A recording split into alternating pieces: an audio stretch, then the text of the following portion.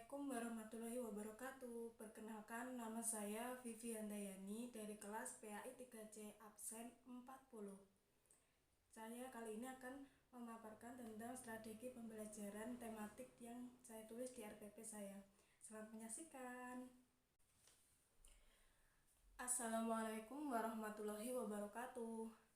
Pada pagi hari yang cerah ini, alhamdulillahirobbilalamin, kita bisa berkumpul dalam ruang kelas ini dalam keadaan yang sehat walafiat. Sebelum mengawali pembelajaran hari ini, mari kita membaca doa sebelum belajar. Berdoa mulai.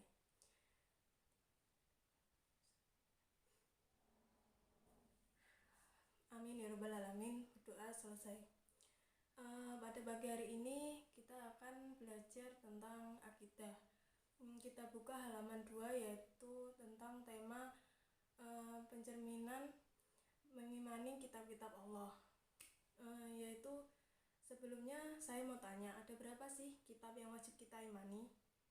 Ada 4, ya betul. Yang pertama yaitu kitab Taurat. Kitab Taurat diturunkan kepada Nabi Musa. Yang kedua yaitu kitab Zabur yang diturunkan kepada Nabi Daud. Yang ketiga yaitu kitab Injil yang diturunkan kepada Nabi Isa. Yang terakhir Al-Quran diturunkan kepada Nabi Muhammad SAW.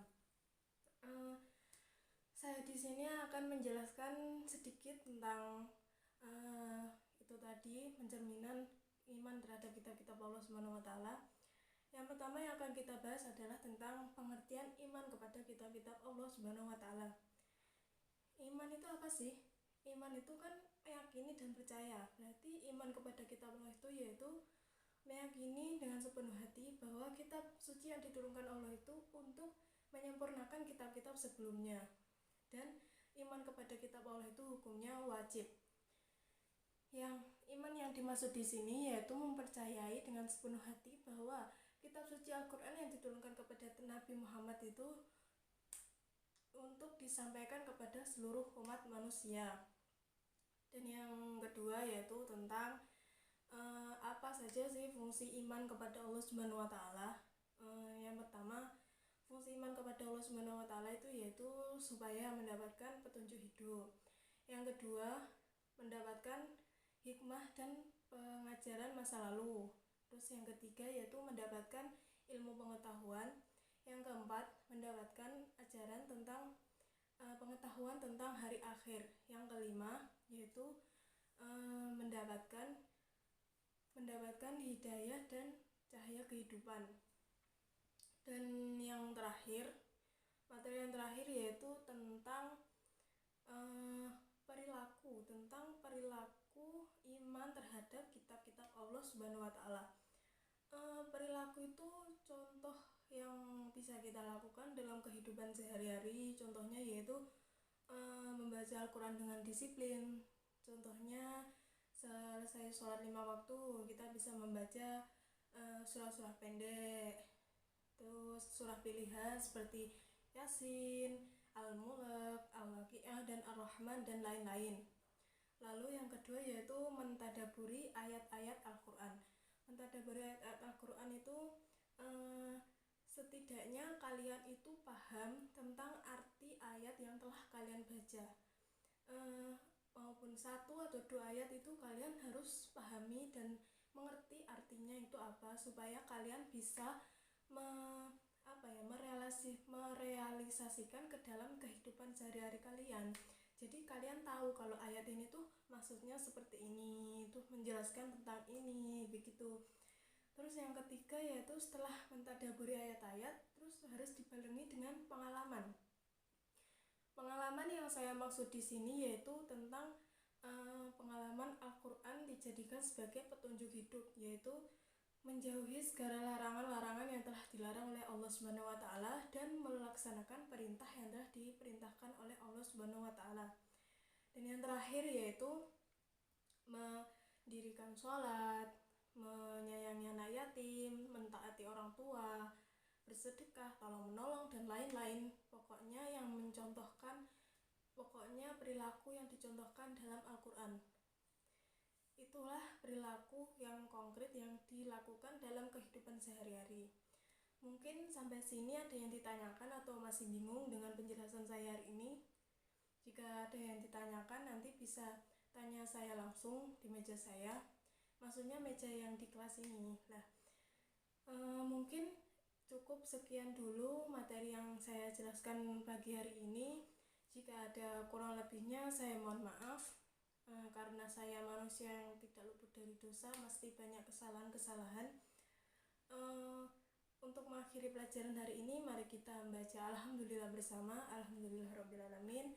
Sekian dari saya. Wassalamualaikum warahmatullahi wabarakatuh.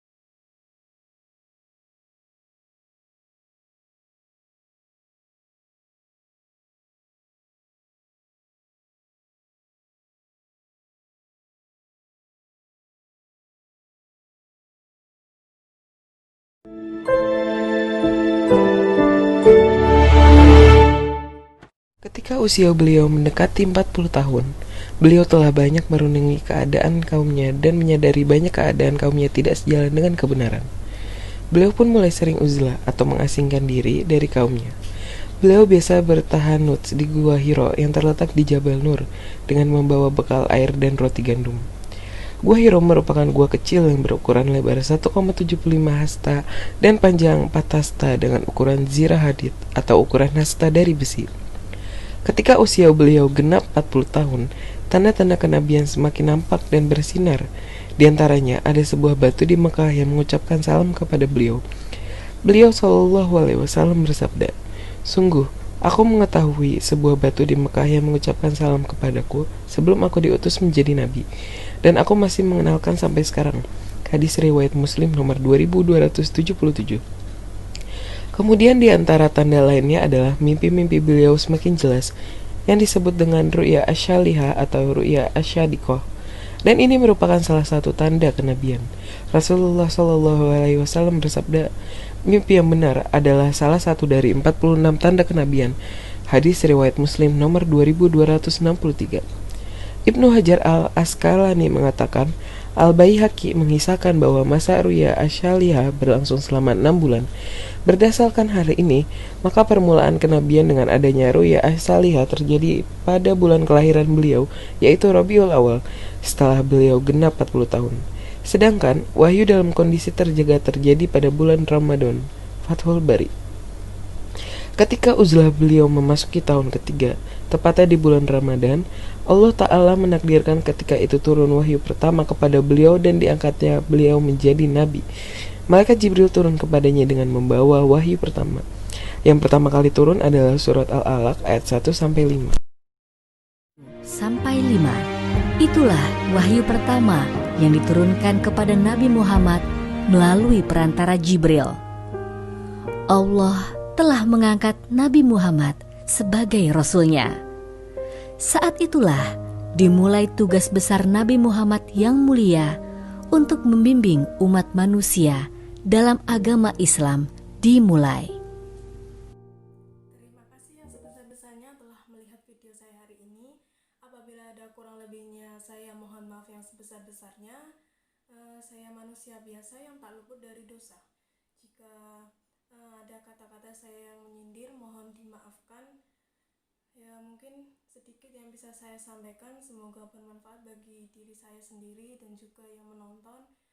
Akhir kata, wassalamualaikum warahmatullahi wabarakatuh.